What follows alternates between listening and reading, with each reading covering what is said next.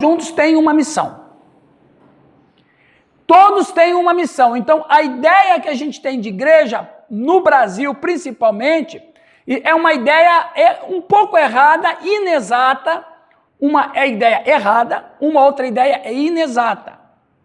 Porque, na verdade, a igreja é a última ação de Deus na história para a salvação dos pecadores. Então, eu gostaria da gente tratar um pouco isso sobre igreja.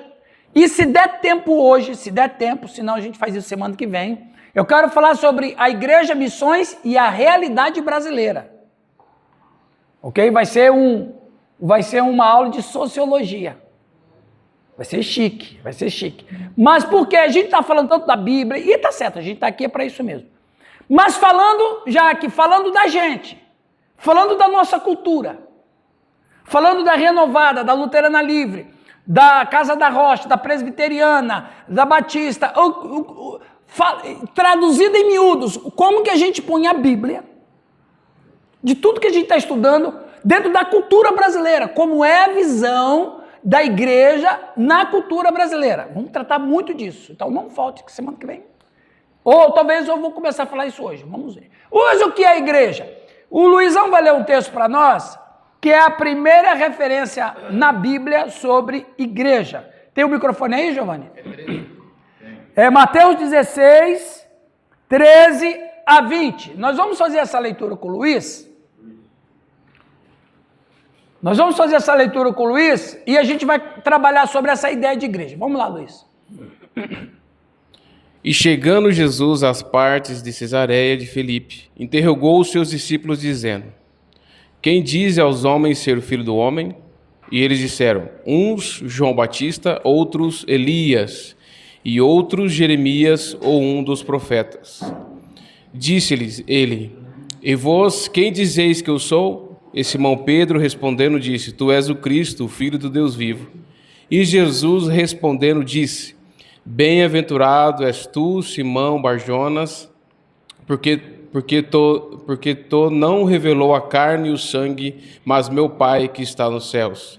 E também eu te digo que tu és Pedro, e sobre essa pedra edificarei a minha igreja, e as portas do inferno não prevalecerão contra ela.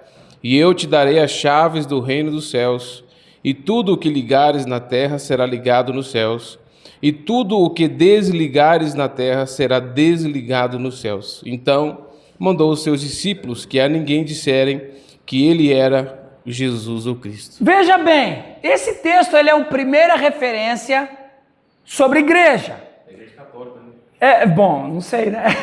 Irmãos, olha que interessante. Jesus está fazendo uma pesquisa de popularidade e ele faz uma pergunta: o que o povo... Então, quer dizer que nem sempre Jesus estava junto com os discípulos. Então, às vezes, Jesus deixava os 12 ir às vilas, às cidades, às aldeias, e ele ficava recluso. Porque ele pergunta: o que diz o povo que eu sou?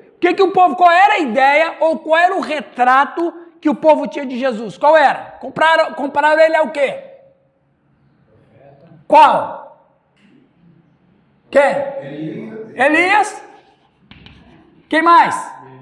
Jeremias. João Batista. Agora olha aqui. Todo mundo pensa que quando fala do amor de Deus e do amor de Jesus Cristo, a gente imagina Jesus uma figura cândida. Não era. Não era. Por quê? Que tipo de profeta foi Elias? Brabo. Foi ou não foi? Os camaradas vinham... O cara matou 450 pessoas. Tudo pagão, é verdade, mas matou. O que mais que falou? Verdade. Depois, o Elias vê os caras para prender Elias, ele falou, desça fogo do céu. Quantas pessoas morreram? 100 pessoas, 50 na primeira, 50 na segunda. Na terceira leva do pelotão, o que aconteceu?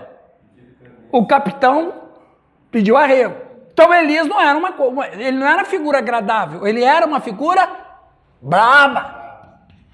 Elias era brabo. Vamos para João Batista. Que tipo de profeta era João Batista? Brabo. Brigava com todo mundo. Era um antissocial. Boca dura. Ficava metendo o dedo na cara do Lula.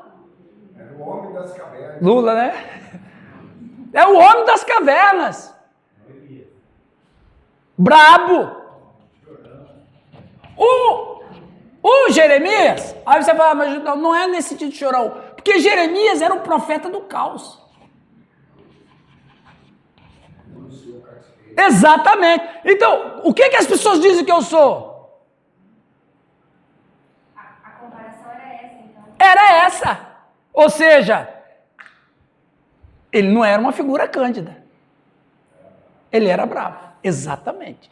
Então, qual é a imagem que eles têm de Jesus? O povo tem, Luciano? Esse cara parece Elias, né?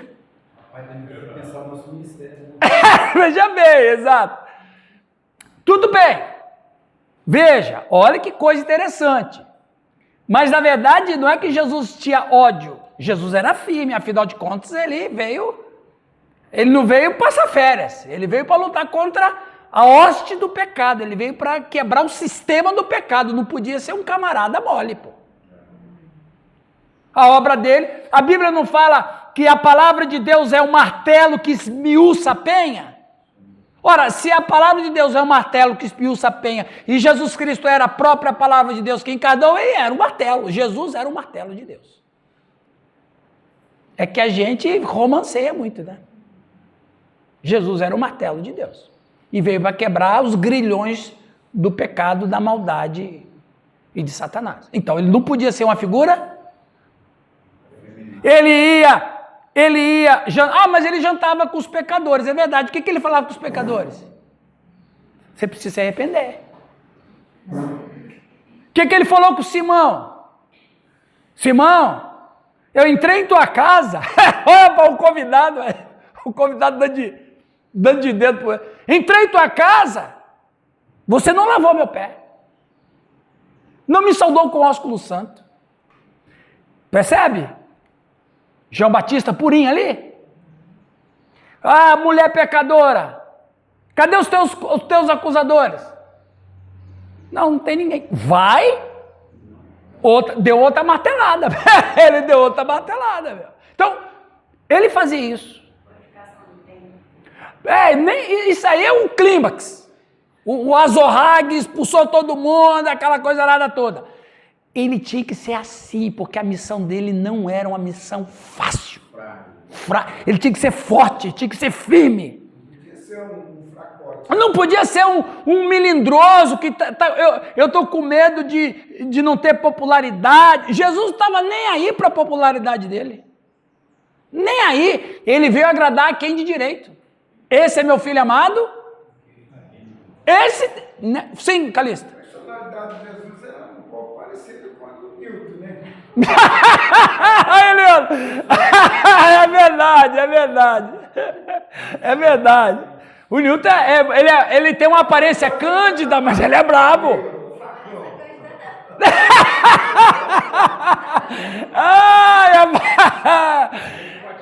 Esse aí é João Batista purinho, rapaz. Esse aí... Então veja, a missão do Cristo não era uma missão para fracote, como o Calixto disse. Não era uma missão para melindroso. Não era uma missão para quem não queria perder a popularidade. Ele estava nem aí com a popularidade. Ele veio salvar os pecadores e aqui está a questão. A salvação dos pecadores não foi só o que ele fez, mas pegar esses pecadores salvos e transformá-los numa agência de missões. Pastor, por isso que um dos 12 ali, o mais arrojado ali era Pedro, né? Os 12, ele seria o mais arrojado, né? Sim. Seria um pouquinho parecido ali com o João Batista. Um meio falastrão. Aí você vê essa conexão que ele faz, sendo a igreja, o alicerce, né? Exato. Aí você vê que dos 12, o Pedro ele tinha um temperamento bem arrojado, até a gente acha que é até exagerado. Não. Né? Como ele é um ser humano, ele vai extrapolar. Né? E outra coisa, Luiz, foi bom você falar isso. Se não é o arrojo do Pedro, a gente nunca saberia das grandes pérolas que Jesus soltou. Jesus, ele deu uma martelada em Pedro, disse que Pedro estava com o demônio. Não, Senhor, isso não vai acontecer. Sai para lá, Satanás. Jesus não era fácil. Jesus não era fácil. Senhor, no seu reino, um fica à direita, outro fica à tua esquerda. Aí falou assim: vocês estão prontos para beber o cálice que eu estou? Não, então fica quieto. Então fica quieto. Então, Jesus não era fácil para ninguém. Até o final você vai me trair. Exato. Só que ele fica tão constrangido que ele fala: Jesus, estou falando que não vou trair. Exato, não vou.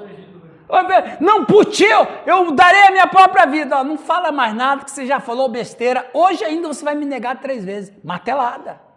Fala, Calixto. Mas assim, o que eu vejo também, que por um outro lado, ele era muito amoroso com as pessoas, né? Misericordioso. Sim. Né? Ele defendia as pessoas que estavam, né? Então, essa questão de ser amor, a firmeza dele não era ausência de amor. Era que ele dava chicotada. Ele detestava a injustiça. Viu? Ele detestava a injustiça. E quando você briga com um filho seu, como é que você briga com um filho seu? Ô filhinho, como é que você brigava com o Luizão para ele ficar bom desse jeito? O papai vai ter que bater em você. Vira essa cabecinha sua pra lá e tome o chicote. Mas você não odiava ele, o amava. Né? A disciplina é fruto de amor. Jesus era duro, mas na dureza dele estava cheio de amor. Então, é interessante isso, né? A leitura, a gente está fazendo uma leitura rasa sobre a pessoa dele, mas está vendo que interessante isso aí? Interessante isso aí. Então veja, o que é a igreja? Que ele fundou com esse objetivo. Então, a missão, queridos, não era uma coisa simples. Era uma coisa muito complexa e complicada. Isto não é uma igreja. Isto é uma igreja. Correto? Veja. Os igrejados usam muito isso. O quê? Os igrejados usam muito esse termo. Eles usam isso para ter desculpa para não congregar. Mas a igreja não é igreja se não estiver junto. Porque essa palavra que o Luiz leu em Mateus 13, em Mateus 16, 13, ele disse assim, veja bem o que ele fala, o nosso mestre. Ele disse: sobre esta pedra edificarei a minha igreja. A palavra igreja não é uma palavra que Jesus criou. Alguém? A palavra igreja não foi uma palavra que Jesus criou, nem apóstolo, nem Mateus, ninguém. A palavra igreja já existia com o termo, esse aqui todo mundo sabe, né? Eclésia, que era aquilo ali. Exatamente. Aquilo era uma eclésia. Eclésia é um ajuntamento, é um grupo de pessoas em torno de um assunto ou de algo. Vou até escrever aqui.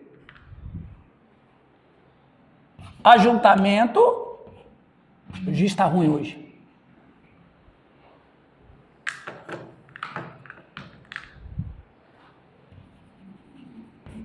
Em torno de um assunto ou alguém ou algo. Isso é igreja. Então veja, eles se reuniam em torno de um assunto ou de algo. Podia ser política, polis, podia ser filosófica, podia ser militar, podia ser ciência. Cada pessoa que se interessava num grupo, ele procurava a sua igreja. Então, Jesus não criou essa palavra. Essa palavra já existia no mundo greco-romano. E Tanto é isso que você observa no versículo 18, ele vai dizer: edificarei a... Por que ele usou o pronome possessivo minha? A igreja é de Jesus, não é do homem. Quase isso. Sabe por quê? Porque outros tinham igreja. Os filósofos tinham a sua igreja, os políticos tinham a sua igreja, os militares tinham a sua igreja, os cientistas tinham a sua igreja e César tinha a sua igreja. Então ele falou, minha, porque eles têm, mas eu também tenho. E a minha é melhor do que a deles. Olha que interessante isso aí. Aqui, olha que interessante, esse aqui é um eclesiastério,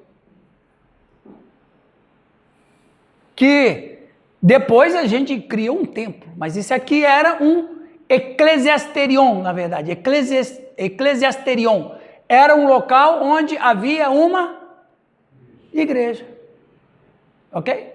Isso aqui é só uma etimologia, sim. Na verdade, o templo, essa questão de cultuar no templo, bem depois, né? Muito depois. Porque, na verdade, a igreja se reunia nas casas. Sim, o primeiro templo, que bom. Templo, né? Que bom que você falou isso. O primeiro templo cristão apareceu no ano 220, com Justino, que foi o primeiro a dizer, Justino o Mártir, foi o primeiro a fazer referência a um templo cristão. 220, você lembrou bem, até 220, os cristãos se reuniam nas casas, mas depois de 220, muitos continuaram reunindo nas casas. Esse aqui é a referência o primeiro local, um eclesiasterion, que foi criado, com um objetivo cristão. Então, quer dizer, se o ano 220 foi o primeiro templo cristão, então aí você pode observar que quando chega mais 100 anos, já tinha bastante templos, ok? Mas foi bom a sua questão. Continuando, irmãos, olha que interessante, trouxe um quadrinho aqui, eles estão aqui, ok? Eles estão nessa região aqui, Mar da Galileia, estão aqui, eles estão indo para o norte. O que diz o comecinho do verso 13 lá, Luiz? Presta atenção. Eles estão, o que diz lá? Chegando Jesus às partes de Cesareia de Filipe. Isso. Aqui na minha tradução diz indo para... Então, eles estavam aqui e estavam indo para o norte.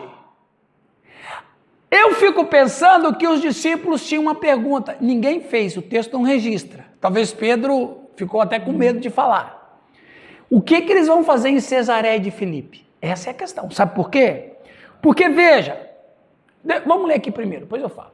A primeira vez que Jesus menciona sobre a igreja é exatamente quando estão indo em direção ao norte do país, para Cesareia de Filipe. Foi quando Jesus perguntou o que diziam as pessoas sobre o Filho do Homem. Eles estão andando na estrada, indo para lá, e Jesus andando, que isso na verdade era uma escola filosófica, sabia? Como é que era o nome? Escola peripatética.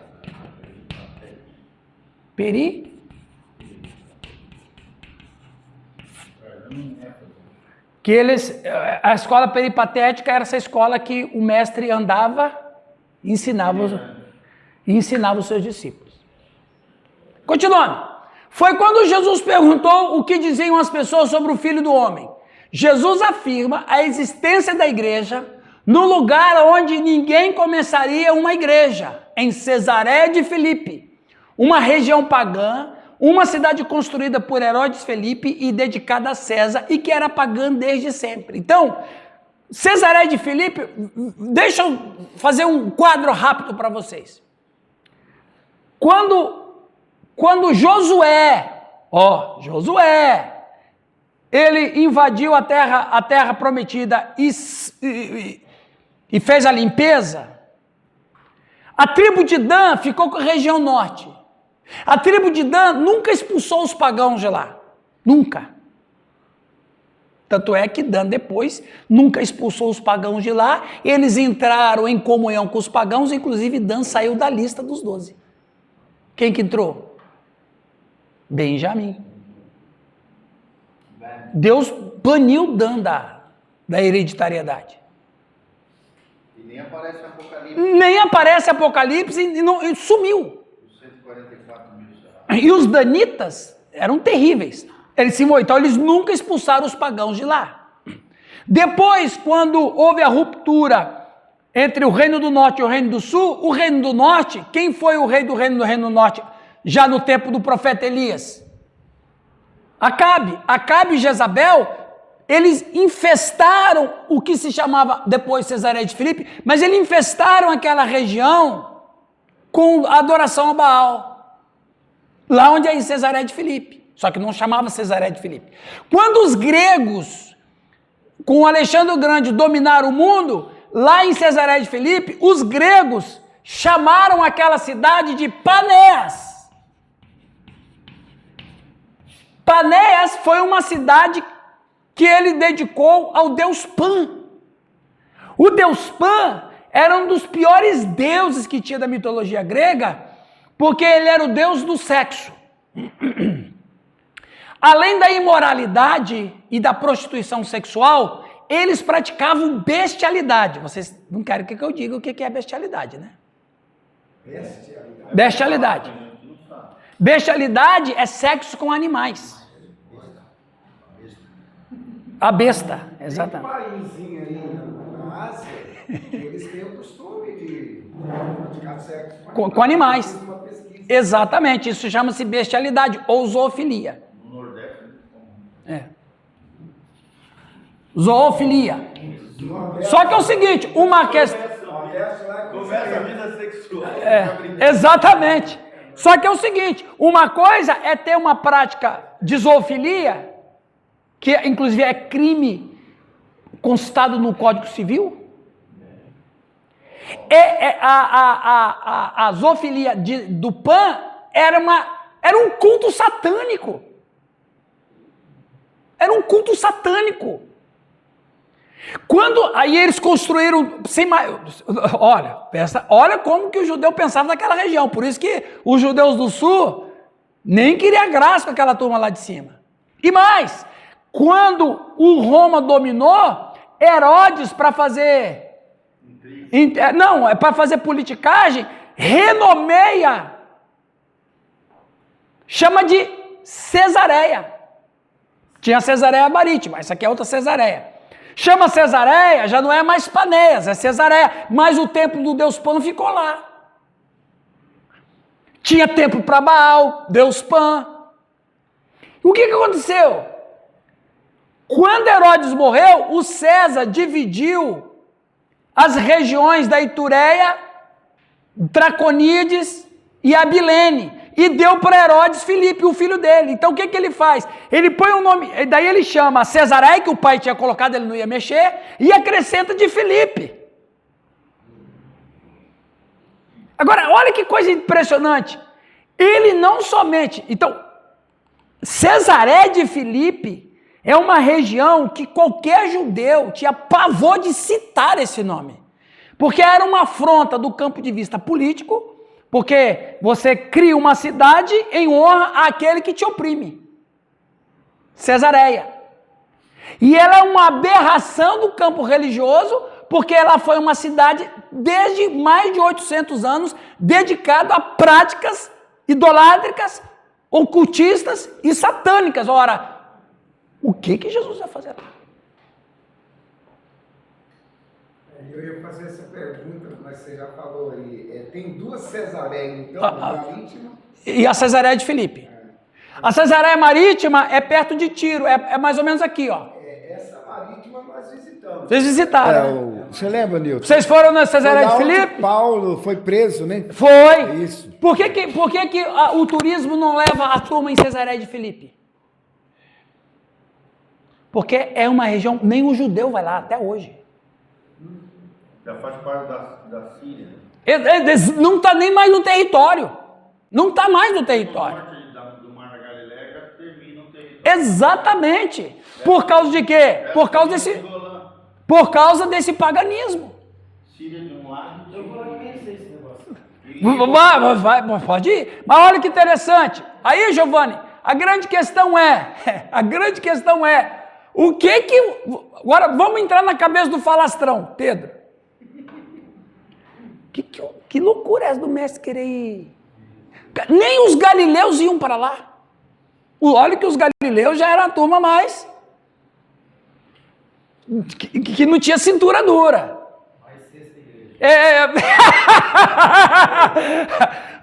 Os galileus já era a turma, eles negociavam com os gregos, os pescadores vendiam, os pescadores exportavam seus peixes com os gregos, faziam comércio, faziam negócio. Olha, os próprios galileus, Luciano, que eram a turma mais cintura fina, não queria negócio com Cesareia de Filipe. O que Jesus... Mestre, nós vamos para onde hoje? Nós vamos para o norte. Para onde? É para onde nós estamos pensando? Vamos para Cesareia de Filipe. E o que é interessante? É indo para Cesareia de Filipe, essa região pagã desde sempre... Da parede escura. indo para Cesareia de Filipe, nessa região pagã desde sempre, que ele menciona a palavra... Jesus está com uma mensagem subliminar. Ele está com a mensagem subliminar. Não foi à toa, pessoal. Não foi à toa. Eles estão indo para Cesareia de Filipe, e indo para lá, ele menciona a igreja. Continuando. E não há nenhuma razão para fazer missão lá, ou pregar o evangelho do reino, como os discípulos estavam acostumados a ver e ouvir. Mas a intenção de Jesus era começar uma igreja onde ninguém queria estar, pois a igreja é da vontade de Deus que ela seja um acontecimento de Deus no mundo, por mais cruento que seja o mundo. Foi indo para uma região tão profana que Jesus compartilhou uma conversa muito reveladora com seus discípulos sobre a sua identidade e missão. Ou seja, Jesus está dizendo entre linhas, a igreja que eu vou criar, que vocês não têm noção, é para estar no lugar onde tem paganismo. É lá que a gente tem que estar. Porque os discípulos não sabiam nada. Povos não alcançados. Hoje, não. Hoje. Mas vocês estão começando a entender a importância da igreja numa sociedade? Porque Jesus Cristo dá a ideia que vai criar a igreja indo para uma região pagã. Em outras palavras, ele está dizendo, o que eu vou fundar tem que estar onde ninguém mais quer estar. No meio de paganismo. Aqui está a questão, irmãos. Aqui está a questão. Mateus 16, 15 a 17. Está indo bem para vocês aí sobre a origem da igreja? Sim. Onde que foi mencionado, quando foi mencionado e para onde eles estavam indo. Mas vós, continuou ele, quem dizeis que eu sou? Respondeu Simão Pedro, disse, tu és o Cristo, o Filho do Deus vivo. Então disse-lhe Jesus, bem-aventurado é Simão Barjonas, porque não foi carne e sangue que te revelaram, mas meu Pai que está nos céus. Aqui tem um monte de coisas interessantíssimas. Vamos adiante. Nesse texto de Mateus, Jesus, que é o cabeça da igreja, diz que alguém pode ser da igreja. Como que alguém pode ser da igreja?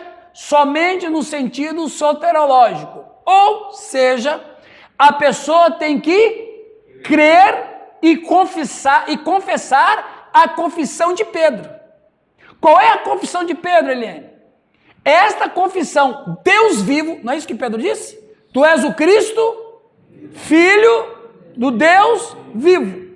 Esta confissão, Deus vivo, é o núcleo do sistema cristão que se apresenta como a revelação da verdade mais profunda da criação.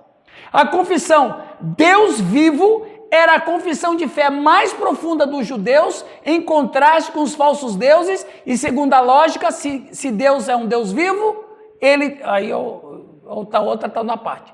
Então veja, eles estão indo para onde? Cesareia de Filipe. O que tem em Cesareia de Filipe? Adoração a vários deuses. Veja bem a conexão. Eles estão indo para uma região pagã, uma região idolátrica, uma região que tem vários deuses e que é adorada essa região. Eles adoram os outros deuses. Quem vocês dizem que eu sou? Tu és o Cristo, filho do Deus?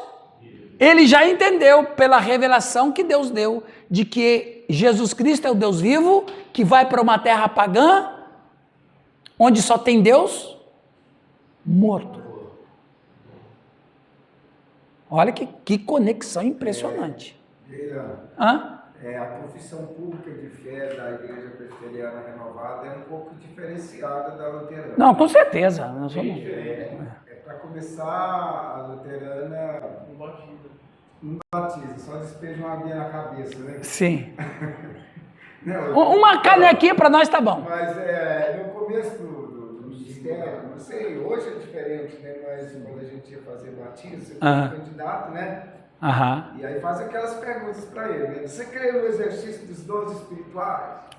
Isso é poderoso, Crê hein? em Deus Pai, Filho e Espírito Santo? Crê. Crê que a igreja é o corpo de Cristo? Crê. Aí, então ele te batiza em nome do Pai, do Filho e do Espírito Santo. E mergulho.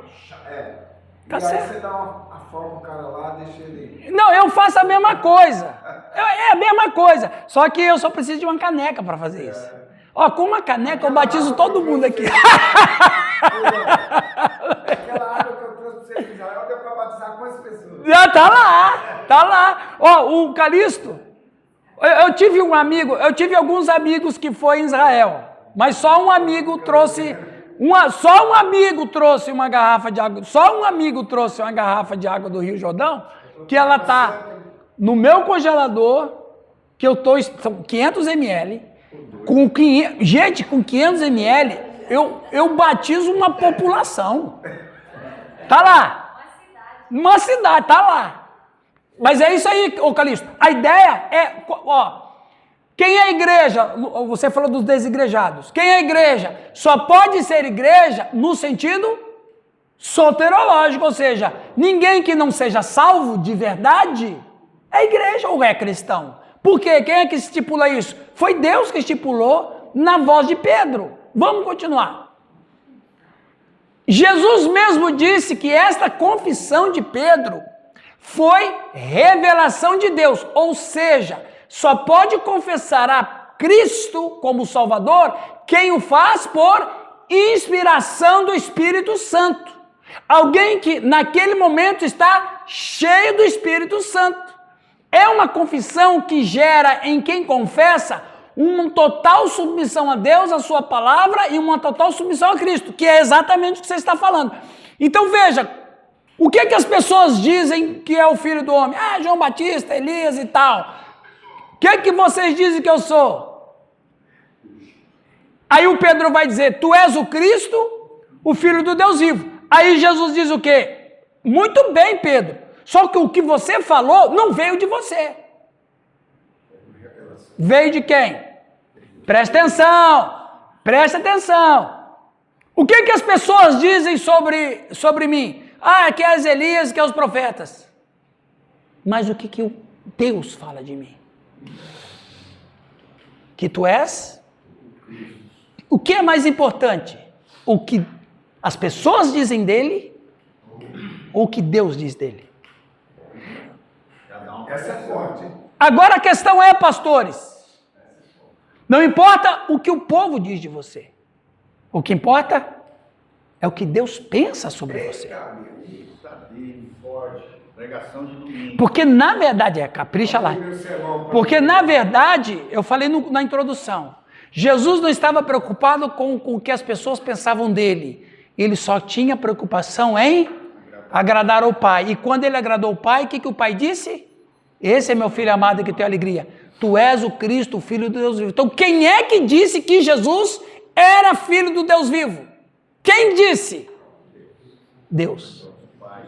Deus usou a boca de Pedro. Ele tá, em outras palavras, olha, eu fico arrepiado. Em outras palavras, a confissão de Pedro não veio de Pedro. A confissão de Pedro tinha uma origem. A confissão de Pedro é o que Deus pensa de Jesus Cristo. Em outras palavras, quando alguém vai ser batizado, lá na renovada, como você disse, e diz, você confessa Cristo como seu Senhor e Salvador, confessa que Ele é o Salvador. Quando a pessoa faz essa confissão, ele tá repetindo, reproduzindo o que Deus falou, que é o caminho. Então, não é o que eu penso do Cristo, é o que Deus fala do Cristo pelo qual eu devo fazer essa confissão. Então, quem que é a igreja, Luciano? É quem faz a confissão de Pedro. Confissão de Pedro, que é a revelação do Pai. E essa revelação do Pai é o que Deus pensa de Jesus Cristo. Vocês estão percebendo a conexão? Dá uma explicaçãozinha para nós aí. A gente já sabe, né? É uma explicação mais teológica, né? Quando Jesus fala assim, eis que tu és Pedro, mas sobre esta pedra edificarei a minha igreja. Essa pedra, a gente está se referindo a si mesmo. Boa. Essa questão é uma discussão teológica. Deixa eu ver se eu falo isso aqui. Não. Porque é um pensamento católico que a igreja está edificada sobre Pedro, isso. foi o primeiro Papa e tal. Na verdade, até mesmo entre os teólogos católicos, eu estou falando dos teólogos mesmo, existe divergência sobre isso. Nem todo mundo faz isso. Tem muitos teólogos católicos que negam que Pedro foi o primeiro Papa. Mas... A começo de conversa, Pedro nem teve como. Não, ele teve lá. Inclusive o Pedro... Ele teve em Roma no ano 64, mais ou menos, que foi o ano que Paulo morreu. Ele teve em Roma, e aí o Eusébio de Cesareia vai dizer que o pessoal falou assim, Pedro, vamos fugir porque Nero está endemoniado, ele está catando todo mundo e você é o alvo. E o Pedro estava fugindo numa estrada de Roma, aí... Deus falou com ele, quo vadis? Tem até um filme, né? Quo vadis, em latim. Para onde você vai? Você disse que não morreria por mim? Aí ele volta e se entrega onde ele é morto. Isso é o que diz Eusébio. Mas, muito bem. Ô Calixto, tu és Pedro. Petros.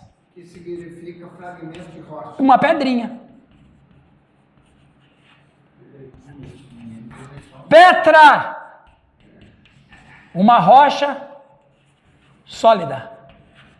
Ele vai dizer, tu és Petros.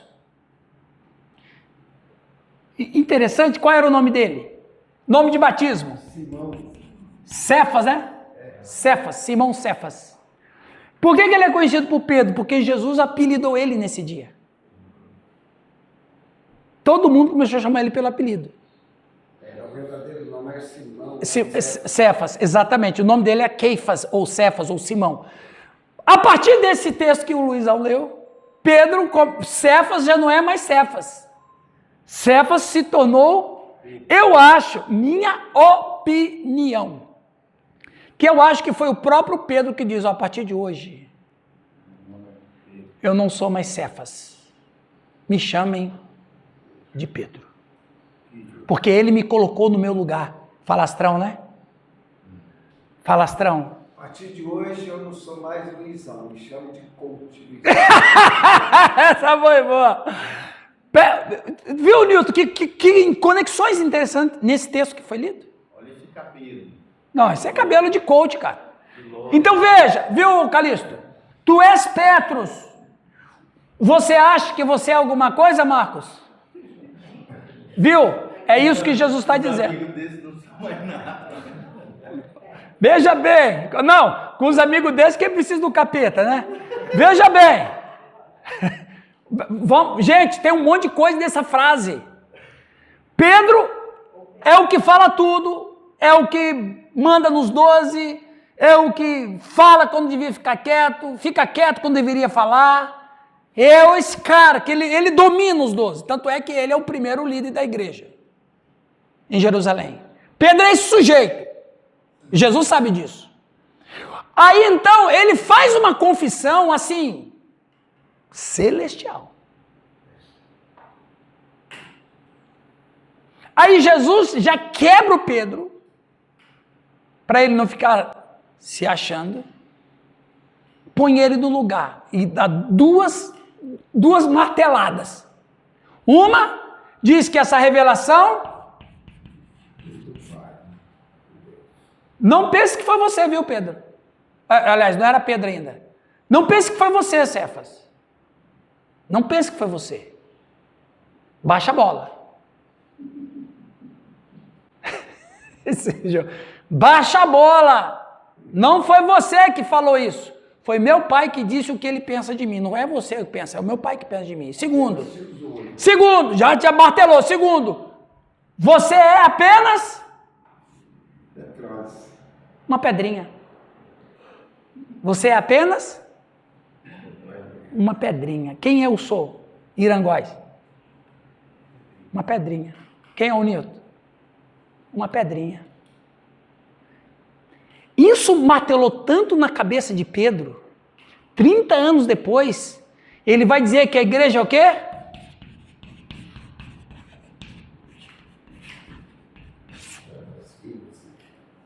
Ele não vai dizer isso? Vós sois o quê, Luciano? Isso nunca mais saiu da cabeça dele. Ele encarnou e disse, pessoal, tomei uma lapada,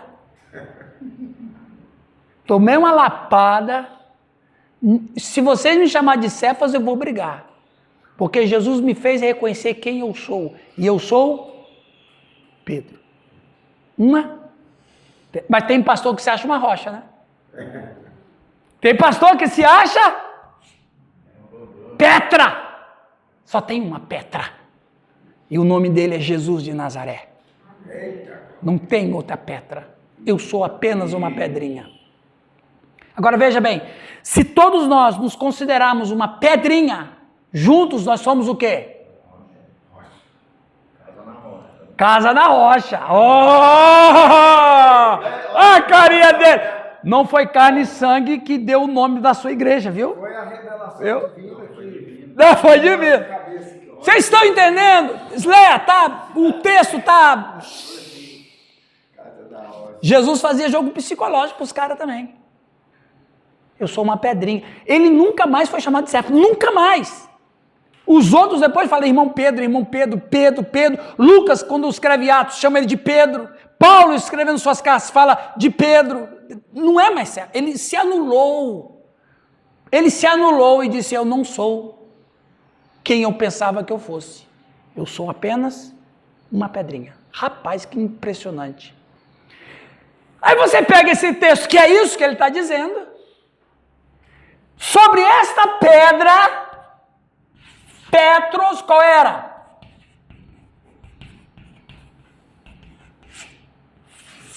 A confissão. Sobre esta Petra, qual é a confissão? Tu és o Cristo, Filho de Deus vivo. Quem é que disse isso? Deus. Ou seja, quem é que está dizendo isso? Deus. Então, não é sobre Pedro. Rapaz, essa interpretação dos teólogos católicos, para Pedro, se Pedro pudesse falar assim, Pedro, sabia que lá na terra você é a pedra? Rapaz, ele ia falar assim, deixa eu voltar lá. E falar, gente, eu não sou Petra, não, eu sou só uma pedrinha. Né? E essa reverência toda, né? Você vê lá em Atos 10, quando Pedro chega na casa lá de Cornélio, né? Cornélio se ajoelha, e ele fala, levanta porque eu também sou homem, né? Uhum. Exatamente. Cornélio, Exatamente. prostrar, né? Ele já ficou constrangido. Ele já ficou... Então, irmãos, o que a gente tem que tirar disso? Quem é que é a igreja? Igreja é quem confessa a confissão de Pedro. E a confissão de Pedro é uma revelação de Deus Pai sobre o que ele pensa sobre Jesus. Quando eu faço essa confissão, eu me torno uma pedrinha. Agora é interessante, né? Vai edificar a igreja. E que vai edificar a igreja. Os Petros juntos ficam em cima da Petra, que é a rocha. Fala. É interessante Pedro, né? O que ele era, a partir do que ele foi. Ele, lá na frente ainda ele estava mesmo dos incircuncisos, Exatamente. Ah, porque o Pedro... E mais, você sabe quanto tempo levou ele entender isso? Uns 10 anos. Os outros 20, ele estava filhado do boi. Mas 10 anos, mais ou menos foram uns 10 anos que Deus foi trabalhando ele, como você disse. Quando ele escreve a primeira carta, 1 Pedro, foi aproximadamente 25 anos depois desse texto. Então o cara já estava mudado lá.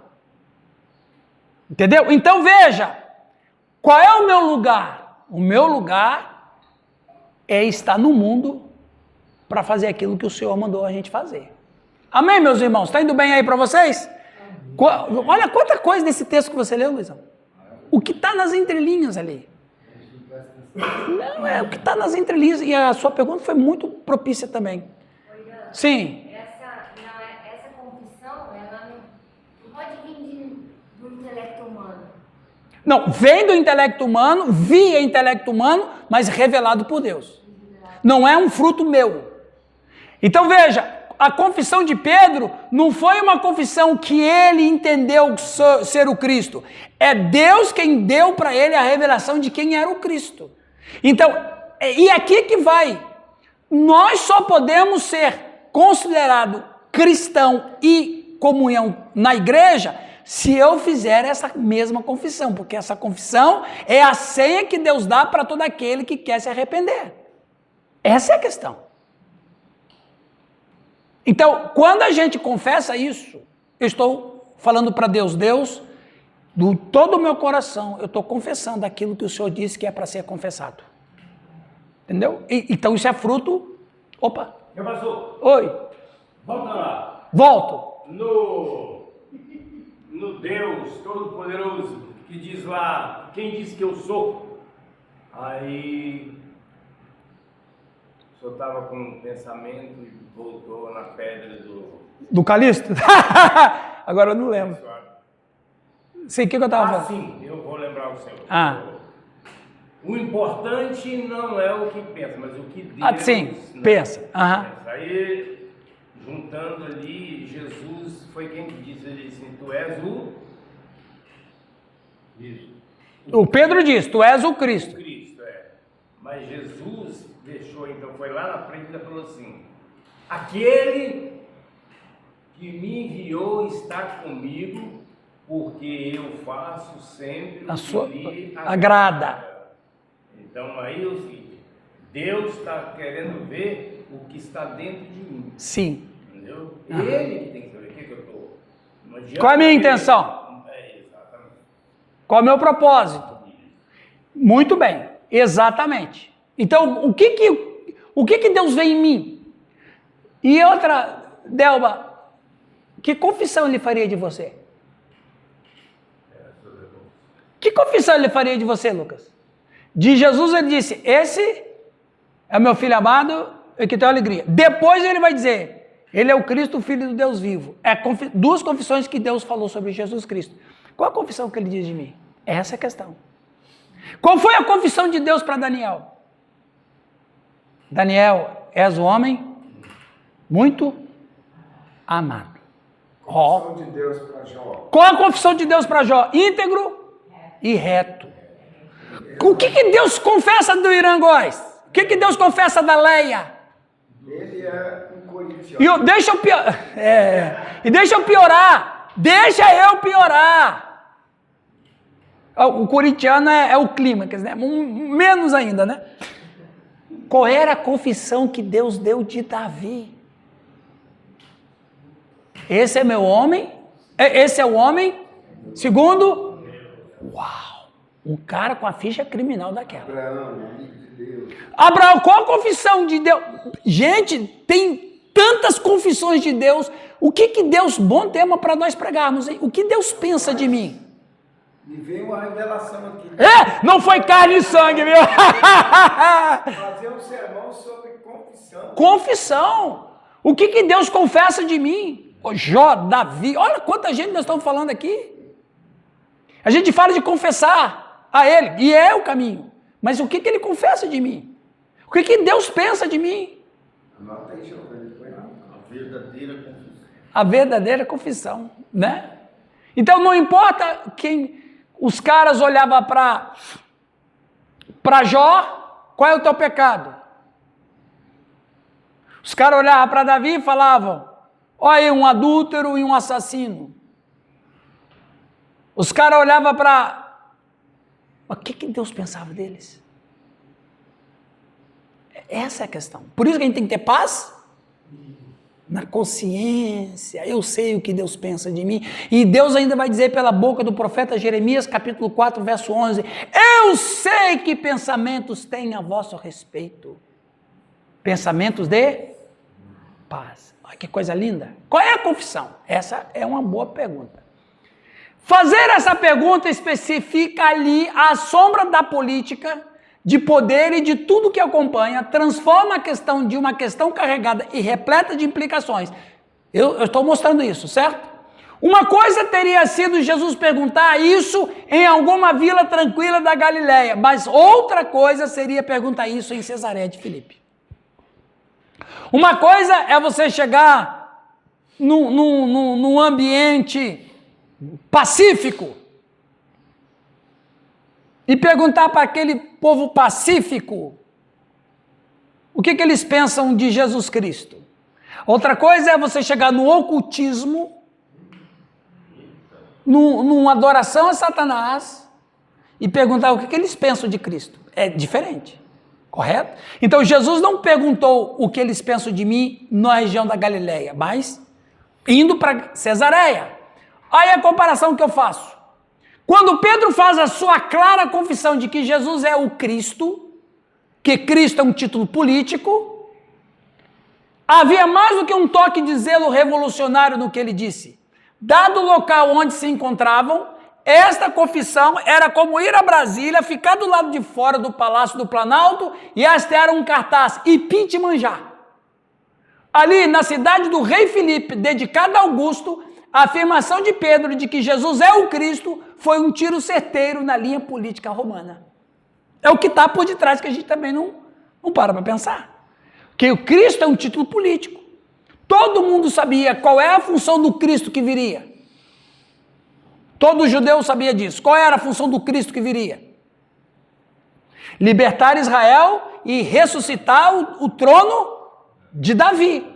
Ou seja, a ideia do Cristo era uma ideia política. Ora, Cristo está indo para Cesareia, chega em Cesareia, faz a pergunta, e aí ele fala, tu és o Cristo. Então, é uma placa Ipitimanjá para Cesareia, para Filipe. É uma questão política também. Estamos quase indo para tomar outro café.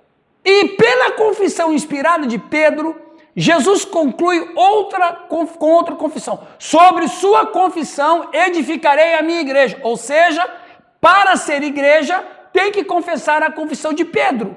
Então, se um grupo, igreja, se reúne em torno de Cristo, estamos dizendo que a igreja reunida relaciona com salvação.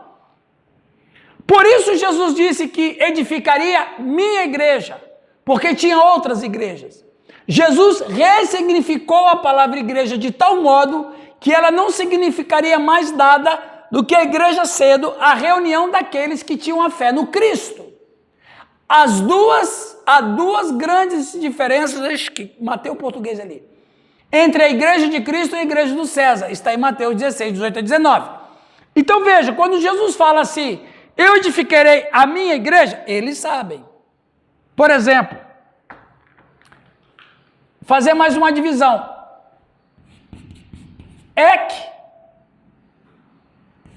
Ecclesian. Ecclesian é igreja. Foi um acréscimo por Roma. Não sei se vocês já estudaram isso. Então eu vou explicar. Em grego é o que está fora. É o equipara, é equivalente ao nosso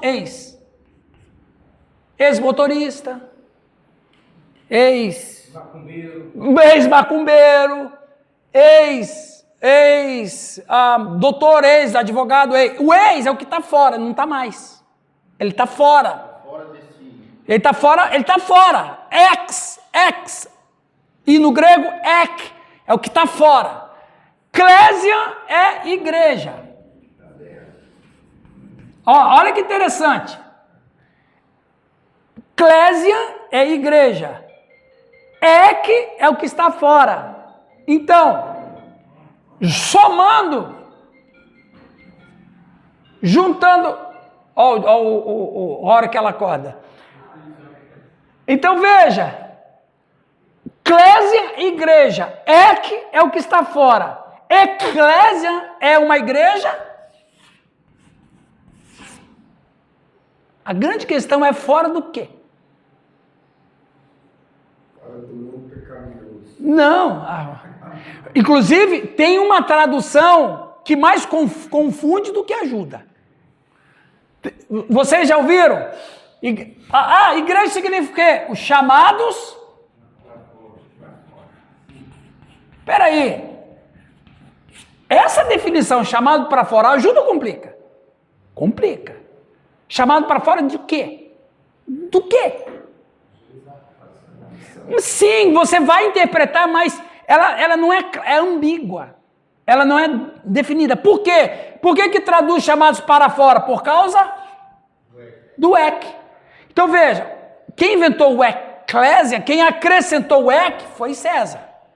Porque veja, o César, ele tinha a sua província. Se eu não me engano,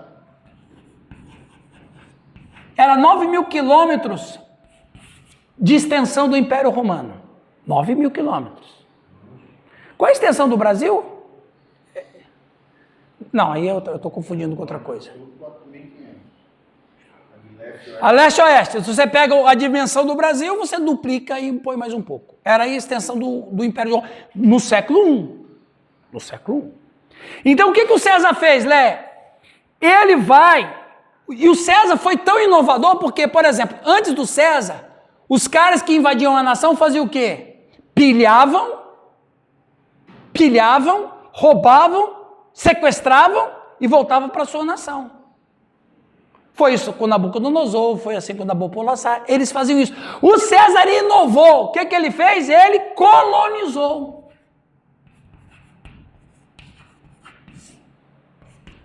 Ele não trazia ninguém. Ele deixava os caras lá. Você pode adorar o seu Deus, não tem problema nenhum. Você pode continuar no seu trabalho. Você pode continuar fazendo o que você fazia. O César inovou. Ele inovou. Porque ele colonizou. Ele criou a ideia de colonização. O que é a colonização? Você vai estar aqui, mas você vai falar a minha língua. Você vai me pagar tributo. Você vai me pagar imposto. Eu não mexo em nada com vocês. Só que o César vai e põe lá uma eclésia. Mas por que Ek? Ek é que está fora do império, está fora de Roma. Então, onde ele tinha província dominada, colonizada, ele colocou igrejas. Então, para fora ali não pode ser um discipulado? Não é nesse sentido. Eu estou falando do sentido original. Eu vou chegar lá. Eu vou chegar onde você está falando. Ek é o que está fora. Então o César falou assim: vocês vão estar reunidos, porque eclésia é um ajuntamento em torno de um assunto, ou alguém, ou algo. Qual era nesse sentido? O império e César. Eles estavam reunidos em torno do império de César. Nesse sentido, Pilatos era o chefe da igreja de César. Por que é chamado eclésia? Porque Pilatos estava onde? Onde que Pilatos estava? Lá em Jerusalém? E também em Cesareia. Seja Jerusalém, seja Cesareia, eles estão longe de... Por isso que é eclésia. Entenderam, pessoal? Sim ou não? Mas Jesus usou a mesma palavra de César. Ele não usa a palavra eclésia. Ele usa a palavra eclésia. Nós estamos aqui reunidos em torno de um assunto alguém. Qual é o nosso assunto? Qual é o nosso assunto? Quem é o alguém? Nós estamos aonde? Nós representamos quem? Quem que nós representamos? O reino de Deus está onde? Lá. Mas como eu sou uma eclésia, eu represento aqui. Por isso que ele vai dizer, minha eclésia. Ou seja, nós, a igreja está reunida em torno desse assunto, em torno deste alguém. E o reino de Deus e Jesus estão no céu. Mas na terra, ele deixou quem? O representasse. Por isso que nós temos... Certo, Luciano? Sim, então é uma igreja militante vai... Você usou a palavra certa. Nós somos uma igreja militante. Nós temos... vocês dois, não foi carne e sangue que tu revelaram, mas meu Pai que está no céu. Porque logo em seguida, o que Jesus diz? Qual é a diferença da igreja dele e da igreja do César? As portas do inferno, que eu já falei isso para vocês, vou falar de novo. Porta do inferno não significa que o inferno ataca a igreja. Tem gente que interpreta por esse lado. Não tem nada a ver, porque ninguém ataca com porta. A porta é instrumento de defesa, não é instrumento de ataque.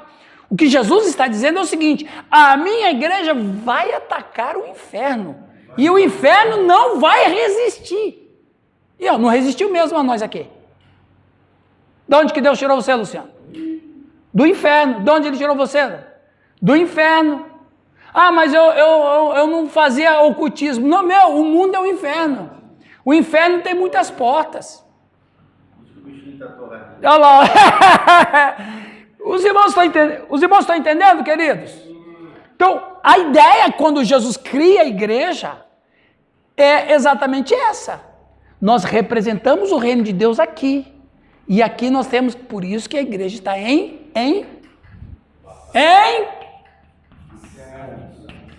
missão. Nós estamos em missão. E a missão nossa, Giovanni, é a batalha.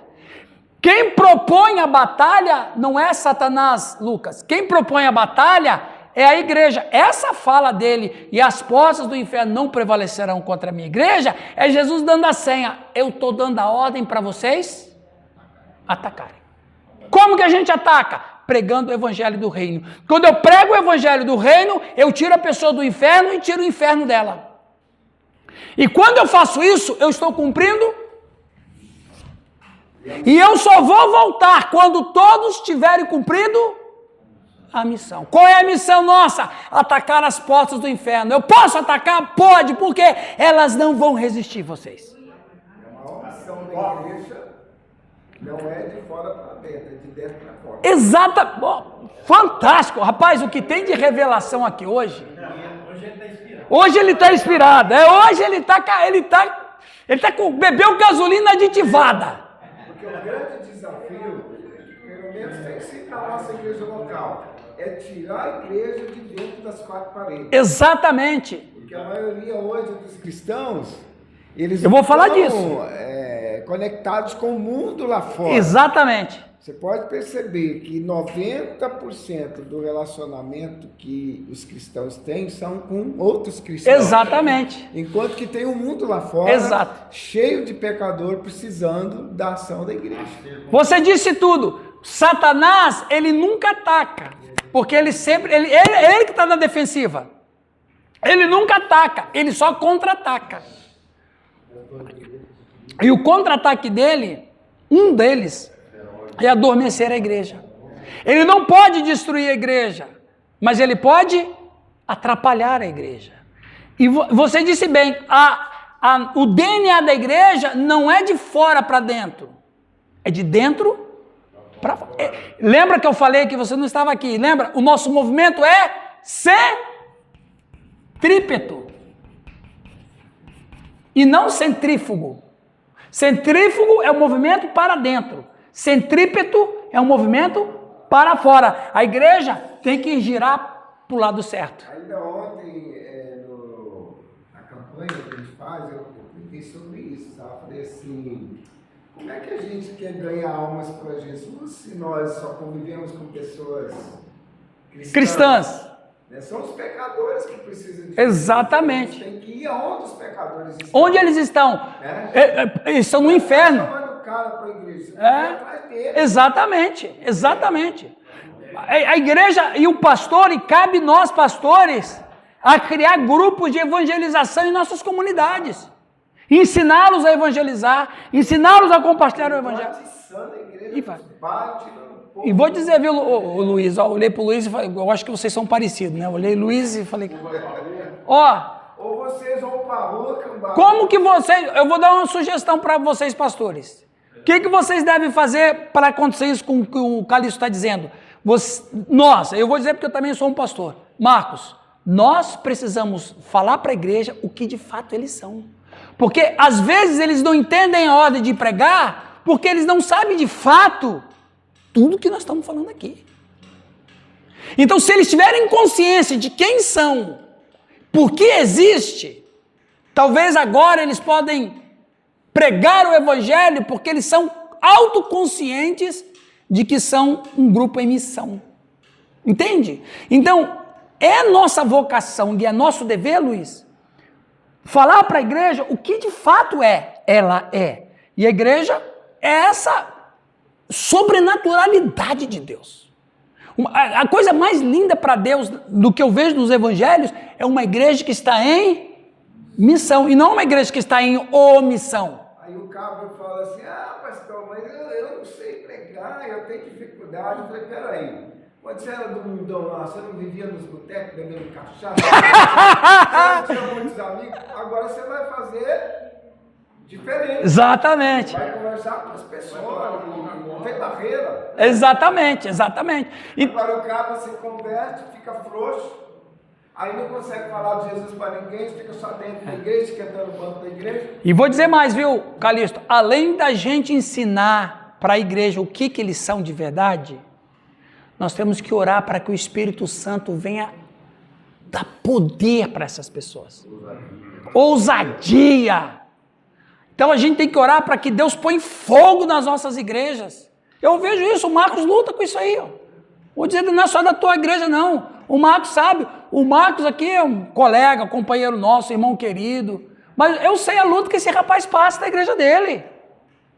Eu sei o que ele passa, a vontade que ele tem que a igreja cumpra a missão, mas é duro, cara. É duro. Ele está levantando do poltrona ali, assim. Eu sei, né? Qual foi o missionário que falou assim, Tô acabando. o nome dele, falou assim que se você quer fogo na igreja, coloca fogo. Não, o John Wesley disse, se o seu sermão, se você não tem fogo no seu sermão, põe seu sermão no fogo. Vamos tomar um café?